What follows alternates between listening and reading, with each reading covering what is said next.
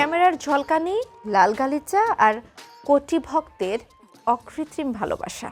বাইরে থেকে দেখলে মনে হয় বলিউড তারকারা যেন বাস্তবে নয়, বাস করেন এক স্বপ্নের দুনিয়ায়। কিন্তু এই ঝলমলে আলোর পেছনে আছে এক ভয়াবহ অন্ধকারের গল্প।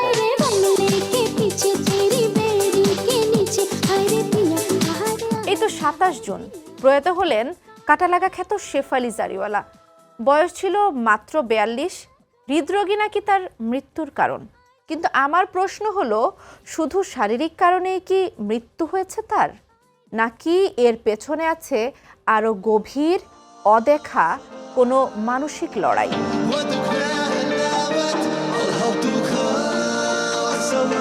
বিশ্লেষকরা বলছেন, বলিউডের তারকাদের মধ্যে পারফরমেন্স প্রেশার সিনড্রোম বা চিরস্থায়ী সাফল্যের তৃষ্ণা নামের একটি মানসিক ব্যাধি ভয়াবহ আকার ধারণ করছে। প্রতিনিয়ত একে অপরকে ছাড়িয়ে যাওয়ার এই অসুস্থ প্রতিযোগিতায় তারকারা ভুলে যাচ্ছেন নিজের অস্তিত্বকে।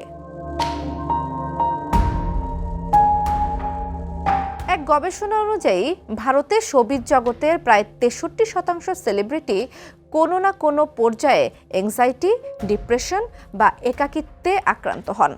অথচ বেশিরভাগ ক্ষেত্রেই এটি রাখা হয় গোপন, কারণ সফলতার ইমেজ তো আর ভাঙতে দেয়া যায় না। তবেই তো বাঁচবে ক্যারিয়ার, মিলবে বাহবা।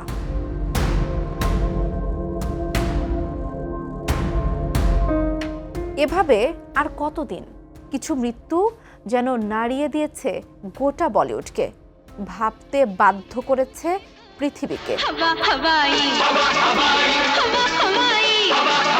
শ্রীদেবী গোটা একটা প্রজন্মের আইকন, যার হঠাৎ মৃত্যুকে প্রথমে হৃদরোগ বলা হলেও পরে জানা যায় দুর্ঘটনাবশত বাথটাবে পড়ে মৃত্যু হয়েছিল। এরপর সামনে আসে নানা সমীকরণ। সৌন্দর্য ধরে রাখতে একের পর এক অস্ত্রোপচার, ওজন কমানোর চাপ এবং রূপের মানদণ্ডে নিজেকে বারবার বদলে নেওয়ার সংগ্রাম। আর অবশেষে যা হওয়ার তাই, মৃত্যু।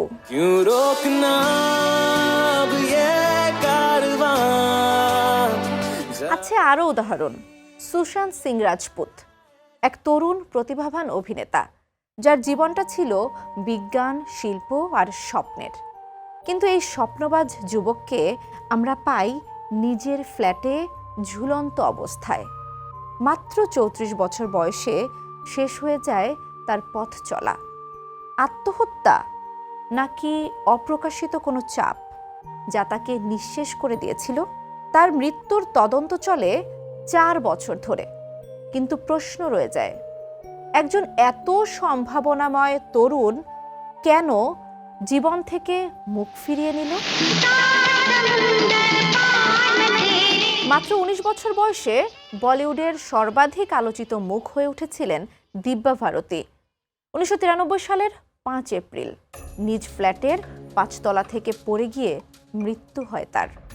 বলা হয় দুর্ঘটনা, কেউ কেউ বলেন আত্মহত্যা, আবার কেউ বা সন্দেহ প্রকাশ করেন খুনের।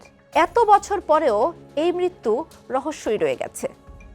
তারকার জীবনের অস্থিরতা, অনিশ্চয়তা আর চারপাশের অনির্ভরশীল পরিবেশ কতটা ভয়ঙ্কর হতে পারে তা বলে যান দিব্যা।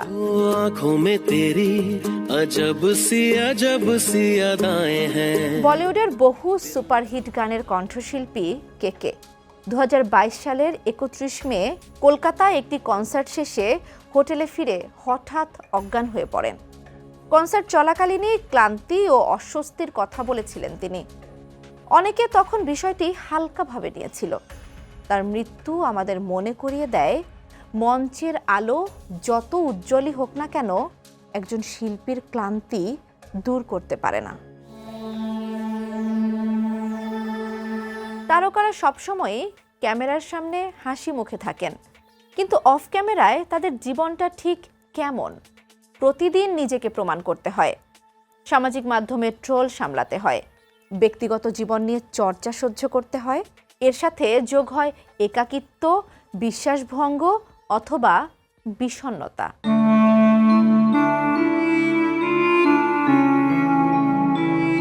বলিউডের মতো প্রতিযোগিতাপূর্ণ জায়গায় মানসিক স্বাস্থ্য নিয়ে কথা বলা এখনো লজ্জা বা দুর্বলতা হিসেবে দেখা হয়। তাই অনেকেই মুখ বন্ধ রাখেন, আর এই নীরবতা কখনো কখনো হয়ে ওঠে প্রাণঘাতী।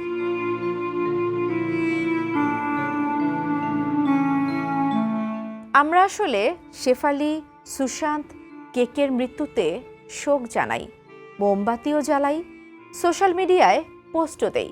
কিন্তু প্রশ্ন হলো, জীবিত অবস্থায় কি আমরা তাদের কথা কখনো শুনতে চেয়েছি, নাকি চেয়েছি তারা কেবলই আমাদের মুগ্ধ করুক?